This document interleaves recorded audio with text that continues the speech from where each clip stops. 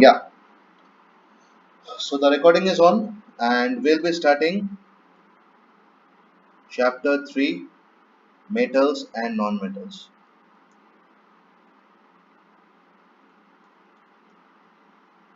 So in the previous class we have studied about various elements, and we also have an idea that whenever we talk of elements it can consist of both metals and non-metals. Before I jump to what are metals and what are non-metals, I would like you to give me 5 examples of metals that you see in your daily life.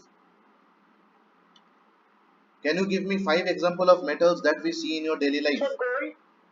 Okay, let me write it. Let me write it down. For metal we have gold. Okay, Silver. silver, copper, and Sodium. sodium and Lead. lead. Okay, now give me examples of 5 non-metals. Plastic. Okay, I take it for granted. Plastic. So then graphite. Okay, graphite. Then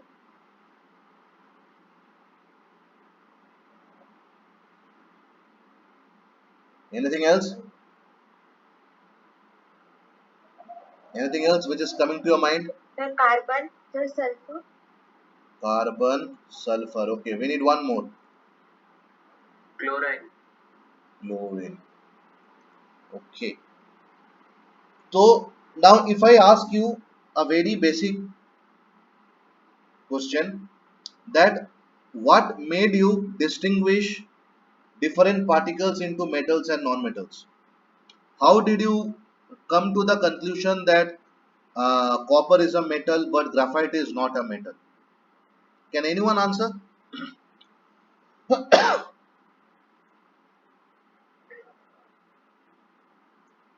Fine. So the very basic point of distinction are physical appearance. The way they The look, metals are malleable and non-metals are brittle. wonderful, good.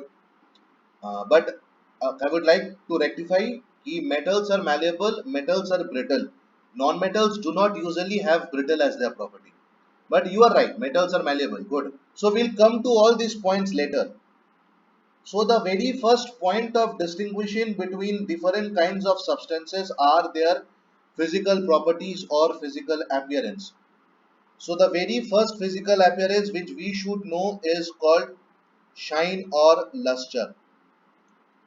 Shine or luster is basically, now luster is a term, a scientific term which is used to indicate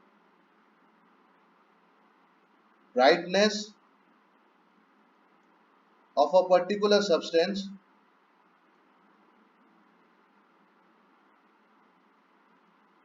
upon rubbing. So let us take 2 examples from this list. Let us take gold and let us take for example graphite. Now if I take a piece of gold and the piece of graphite, I do not know what is gold and what is graphite. I have no idea what is gold and which one is graphite. I rub both of them with a cloth. I rub the both of them with a piece of cloth. This has a shining appearance. This has a shining appearance. Graphite has a dull appearance. So this is the first point of difference on the basis of physical appearance, that we can classify what is a metal and what is a non-metal. It is widely known that metals have a shining appearance, or I can say metals have luster. So this is the very basic first point of difference. On the basis of shine or luster, we can differentiate metals as compounds which are shining when rubbed, and nonmetals as compounds which do not have a shining when rubbed. So this property of metals जिसमें वो लोग shine करता है, that is called luster. Next is next property is hardness. Now you take a piece of iron and you take a piece of lead.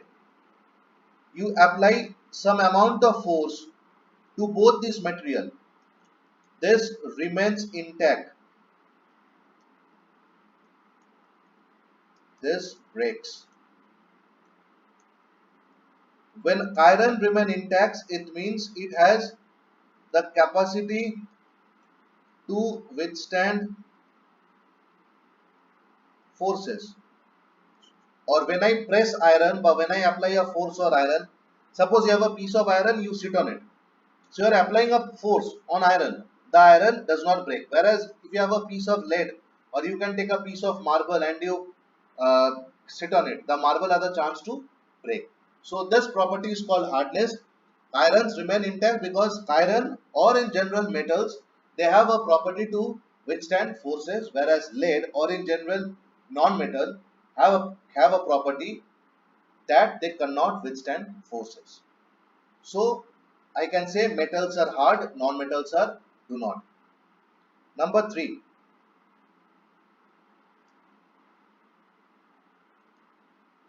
malleability. Let us take a piece of gold and let us take a piece of sulfur.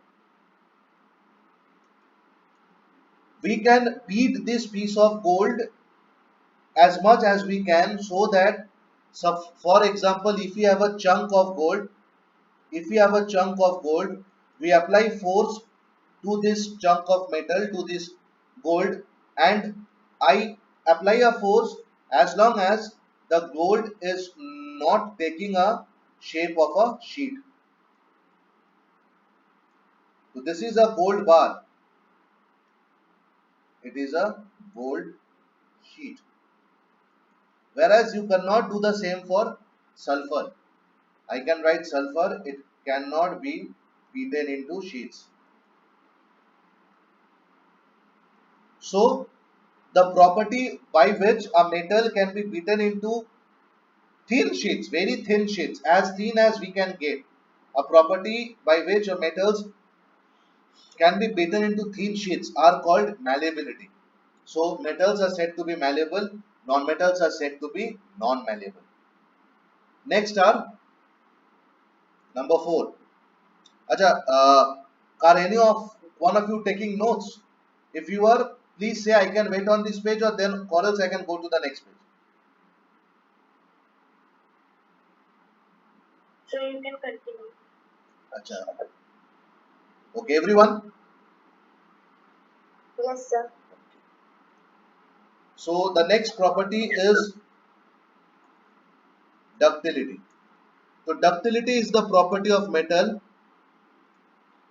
which means that metal can be drawn into thin ways.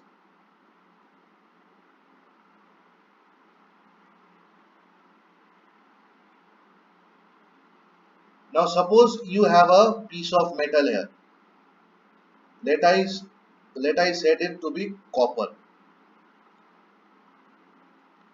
This copper can be applied, like we can apply a variety of forces on this copper so that I can get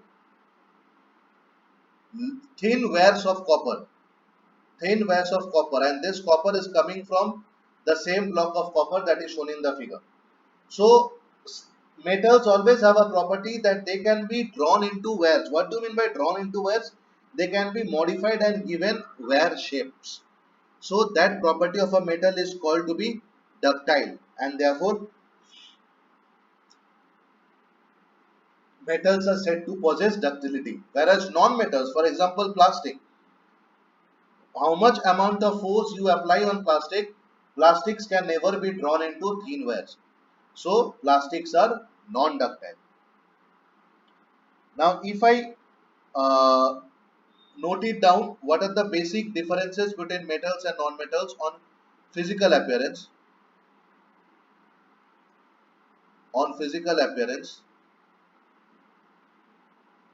so metals are, they have a luster, they are no Metals luster. are lustrous, they are non-lustrous. Metals are hard, non-metals are soft. Metals are malleable, they are non-malleable. And metals are ductile, non-metals are non-ductile. Is this much clear? Yes, sir. Are you sure? Yes, sir. Yes, sir. Okay. There is also another property of metals which needs to be mentioned, that is sonorosity. What is sonorosity? It means metals That is give a ringing sound. when hit, exactly, produce a characteristic sound.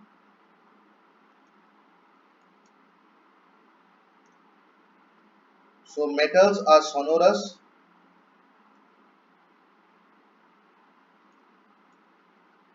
non-metals are not sonorous. So these are some of the properties on the basis of physical appearance which helps us to distinguish between metals and non-metals.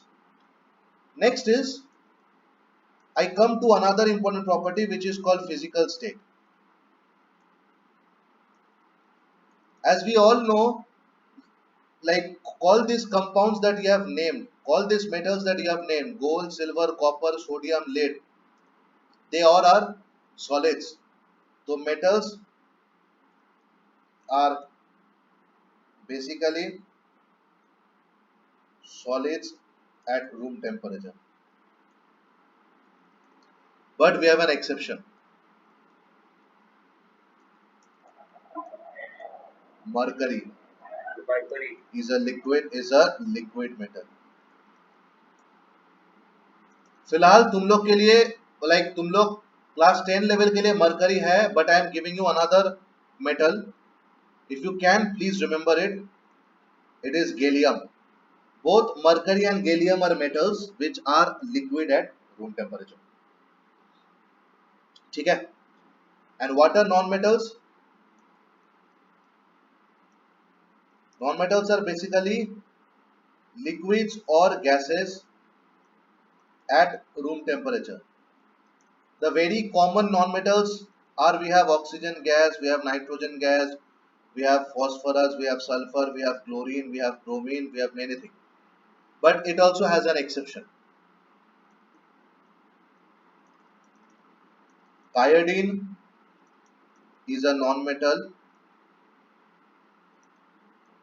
which is solid also and has a luster.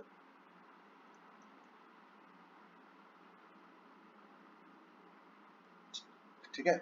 तो when I read physical state, of course my brain starts asking me a simple problem, or my brain has a very basic doubt. What is that doubt? Whenever I have exceptions in physical state or physical appearance, I can guarantee that physical appearance is not the only way of distinguishing metals and non-metals. Or I can also say, if we distinguish metals and non-metals on the basis of physical appearances alone, we can make mistakes. Because if we had not known these exceptions, we would have put mercury and gallium in a non-metal state, and we would have put iodine in the metal category. But because we know these exceptions, and these exceptions came much later than the time when these things were written, right? When metals are basically solids at room temperature, when this statement was written at that time, we did not have any knowledge of mercury. Mercury was discovered many years later. So we never know if after 50 years from now we can have a new research or new discovery which might state sodium is a non-metal but chlorine is a metal. We never know. So we should never distinguish any chemical substances based on physical appearance. So what should I have? we should go for chemical distinguishing. Acha. Apart from this, there are also some very common physical states which are to be needed. That is melting point and boiling point. Sorry, melting point. Metals have high melting points and sharp melting points. Non-metals have low melting points, which indicates a range of temperature. For example, if I have a piece of metal X, its melting point should be high and should be sharp. What do you mean by high? High melting point is they melt at high temperature, which is acceptable. What do you mean by sharp melting point? Sharp melting point means it should have a particular value. Suppose this piece of metal melts at 1120 degrees centigrade. So this melting point is not going to change wherever I take my metal X. Whereas suppose if I have a non-metal Y, its melting point might be in the range of 600 to 750 degrees centigrade.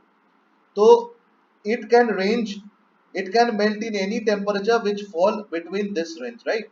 So I can say they have a lower melting points. Of course, their melting points are much lower than that of the metals, and they indicate a range of temperature. They are indicating a range of temperature. So these are the 7 very basic physical properties out of which which are used to distinguish between metals and non-metals. So we have some basic problems. I would like you to answer this. Let me write the problem. So give an example of metal. Number 1, which is a liquid at room temperature. What will be the answer? Sir, that is mercury. Okay, cool. I write the answer to be mercury. Okay.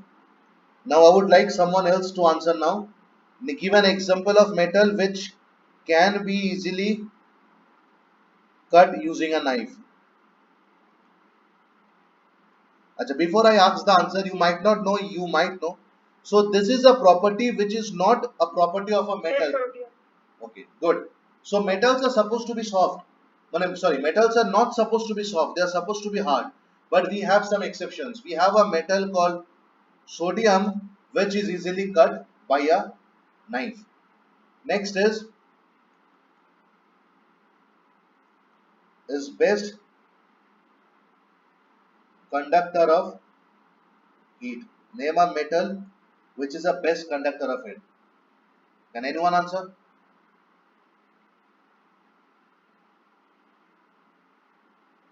Sir, silver.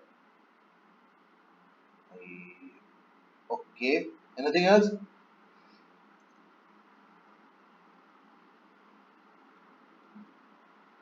Sir, graphite.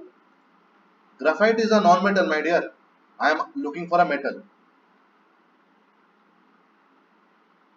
Graphite तो non metal का सबसे बड़ा exception है कि graphite being a non metal has a is a good conductor of heat. So but I am asking of a metal. So can you name a metal? Like I have already got the answer silver. So can you name a metal which are good conductors of heat? Copper.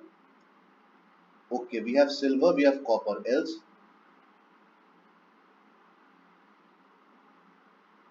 Sir, aluminium. Okay, good. So we have silver, we have copper, we have aluminum. Sir, and iron. Okay, iron is a good conductor. I cannot call it a best conductor. Okay. Now give an example of metal which is a poor conductor of heat. Lead.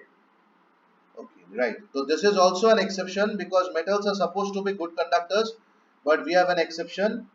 We have metals like lead as well as mercury are those metals which have which are poor conductor of heat. Right? Yes, sir. Okay. So far so good. Clear? Yes, sir. Okay. Like, it will be very good for me if each and every one of you can say yes. So I'll be sure that so much is clear. Yes, sir. Yes, sir. Yes, sir. Good. So next is I jump to the chemical properties of metals.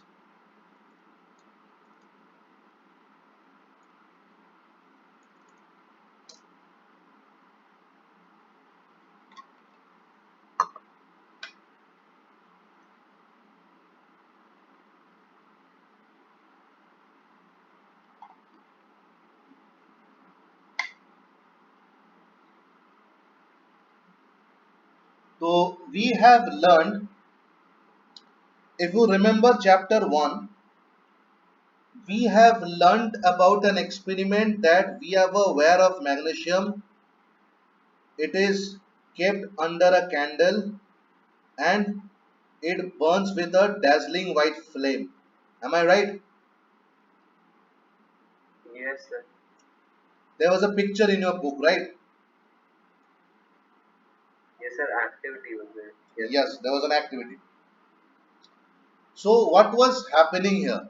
We know one thing for fact that magnesium is a metal.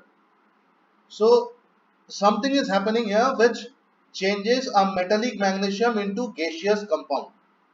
So this is something which is called a chemical change. We all have studied what is a chemical change and what is a physical change. Physical changes are Yes, changes that can be reversed and chemical changes are changes that cannot be reversed. Okay, so this is a chemical change which cannot be reversed. Now what happens here? We have learned at that point of time that magnesium burns in oxygen to form magnesium oxide, and I hope all of you know how to balance equation, right? yes, sir. 2 mg plus O2 gives 2 mg. Good. So this is the main reaction of this experiment. So my problem is, my doubt is it only magnesium which behaves like this, or this is the very basic chemical property of metal? So I can write all metals in bracket. I will write almost, because यहाँ भी हम लोग का exception है. All metals combine with oxygen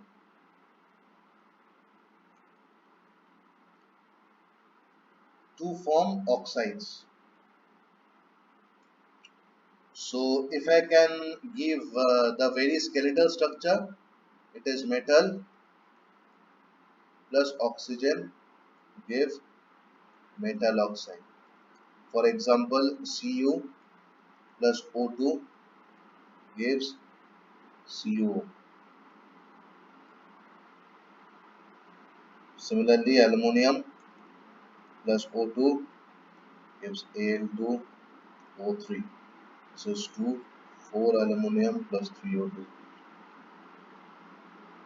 So these are some of the reactions between some metals and some oxygen. I would like you to complete for me sodium plus oxygen, calcium plus oxygen, potassium plus oxygen.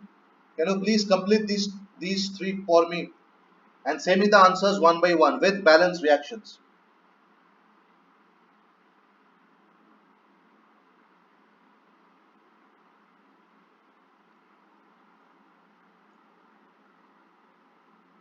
Sir, on your personal WhatsApp. Huh? So we will send you personally. No, no, you can say me now. Just say me the answer.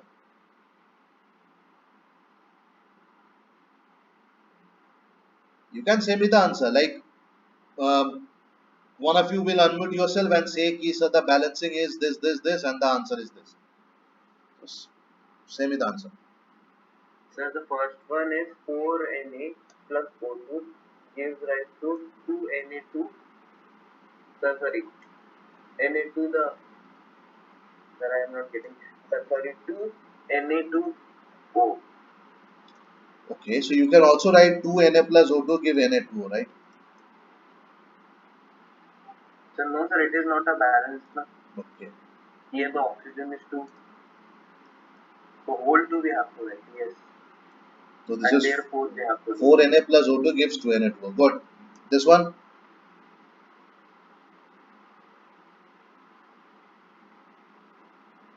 So C plus O2 gives CaO2. It's CaO because calcium is also plus 2, oxygen is also minus 2. It's CaO, and because we have 2 here, I have 2 both these sides. So my answer is 2Ca plus O2 Sir, gives 2CaO. Okay? sir 4K 4K. plus 2O2 gives 2K2O. Okay. But this will not have a 2. It will just have O2. It is same as this one. Same as this one. Right? Okay, sir. Yeah. Yes sir. Okay. Now, the next chemical properties are metal oxide. I would like you to write this with me. Metal oxide plus cassets form metal salts plus water. You have learned displacement reactions, right? Yes sir. You have also learned double displacement reaction. Yes sir. So this is a classic example of double displacement reaction, right? I'll show you an example. Let us take, like, we will do this example for call these 5 metal oxides right now. I am showing you the first one. So CuO, take the acid always to be HCl. Yes So yes. you will have CuCl2 plus H2O.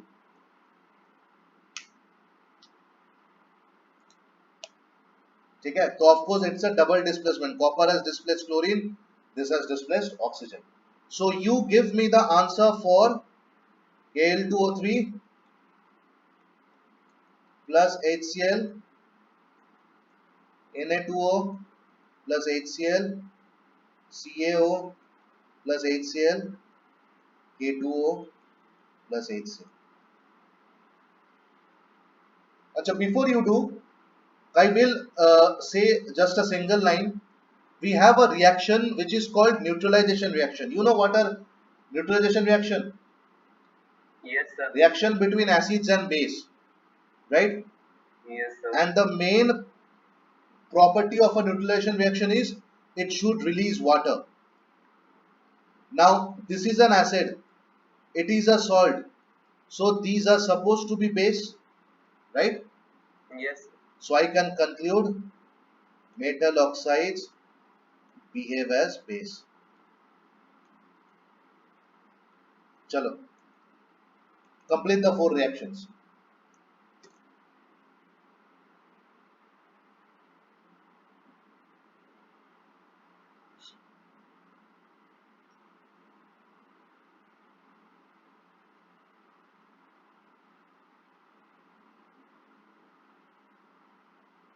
The balanced equation or just the equation we have to write? Complete. Give me the complete balanced equation.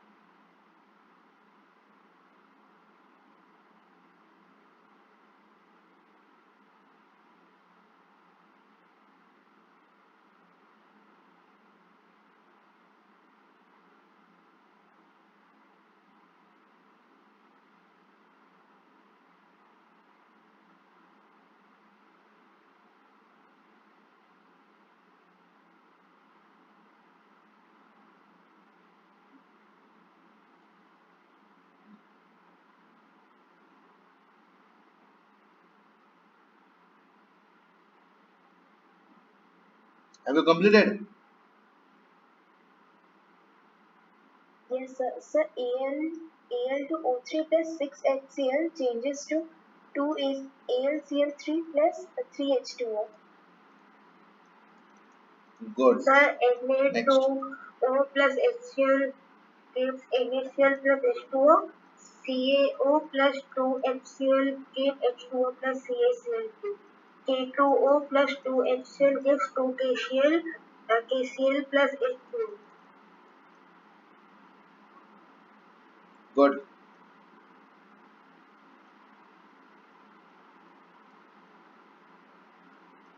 ठीक है?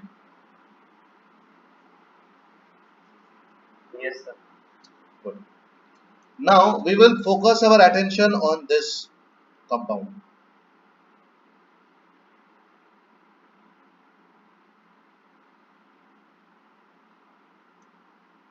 So this particular compound is called aluminium oxide.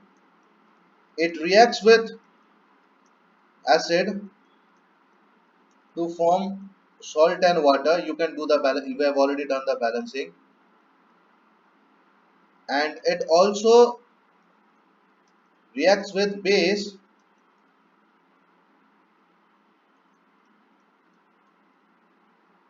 to form salt and water.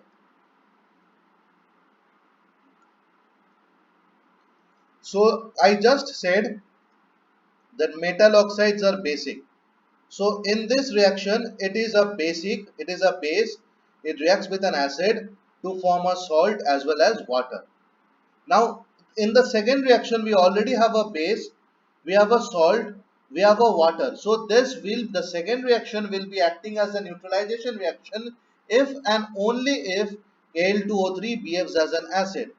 So in the second reaction,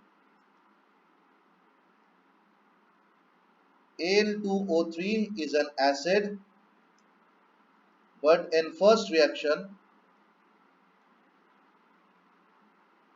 Al2O3 is a base. So Al2O3 is such a compound which possesses the property of both acids as well as both base. So some compounds which possess both acids and basic properties are called amphoteric in nature. So I can say Al2O3 is amphoteric in nature. Clear?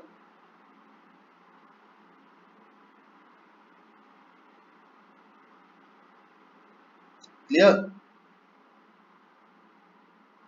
Yes, sir. Okay. Yes, sir. Now my third property is metal oxides usually insoluble in water.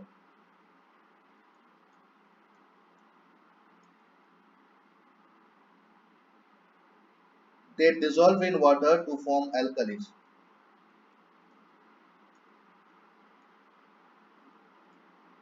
अब तुम लोग सोचोगे sir ये कैसा बात हुआ? आप एक बार ब्रैकेट में लिख रहे हो यूजुअली इनसॉल्युबल, फिर से वो वाटर में सॉल्युबल होता है, मजाक चल रहा है? तो मैं बोलूंगा नहीं जी, मजाक नहीं चल रहा है। ये जो मेटल ऑक्साइड्स है बेसिकली सारे तो इंसॉल्युबल है, बट दो तीन छोड़ के सारे मेटल ऑक्साइड्स इंसॉल्युबल होता है। जो दो तीन मेटल ऑक्साइड्स वाटर में सॉल्युबल होता है वही अल्कली बनाता है। कौन सा दो? सबसे दो ज्यादा एक्टिव वाला metal oxide, one is sodium oxide, one is potassium oxide.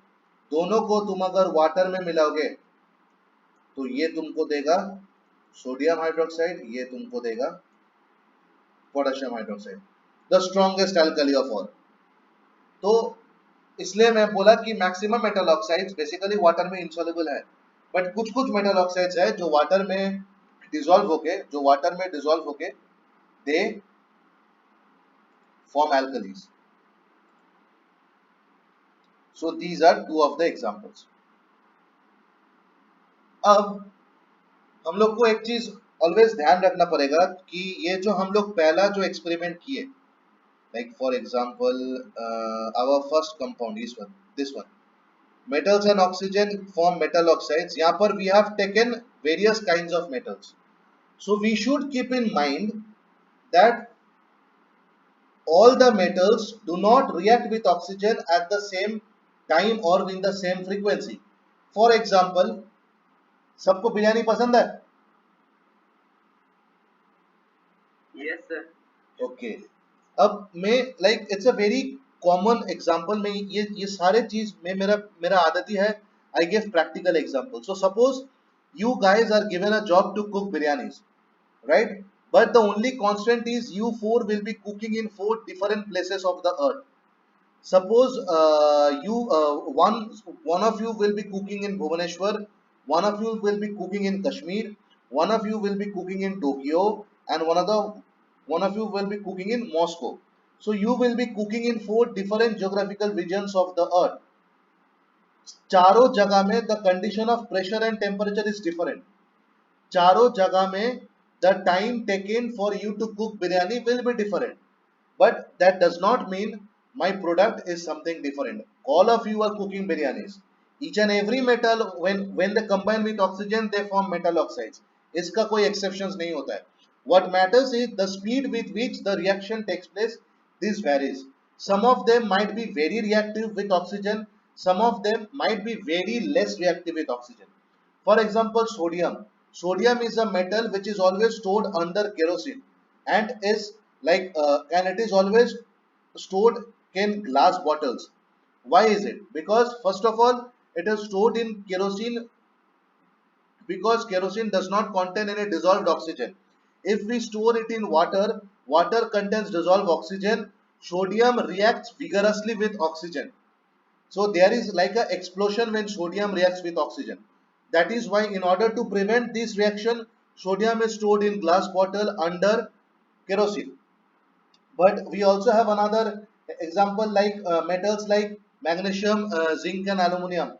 Once like if I take a piece of aluminum and if I burn it, it burns for a few seconds and then it stops. Why does it stop? Because aluminum when burned with oxygen forms aluminum oxide. This aluminum oxide gets deposited on the surface of the metal and prevents further reaction. So what we have to do, we have to take a sandpaper, we have to rub the surface of the metal so that I can remove the aluminum oxide coating, and then I have to repeat this experiment again and again. So my result is the same. The only thing that is different is my speed with which metals and oxygen, different metals react with oxygen to form different metal oxides. Is it clear?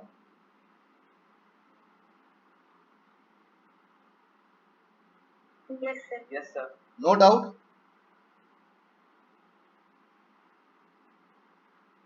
No, sir.